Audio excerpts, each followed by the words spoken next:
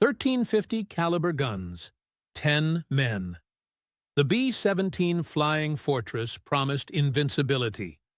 Army Air Forces sold a flying tank. Reality was brutal. Daylight raids met flak and fighters head-on. Tight formations helped, yet created predictable targets. Gun arcs left blind spots. Frozen turrets jammed. Oxygen masks iced. Ammunition ran dry. German tactics evolved, with head-on attacks and rockets. Long missions outran escorts until the P-51 arrived. A tour was 25 missions, few finished.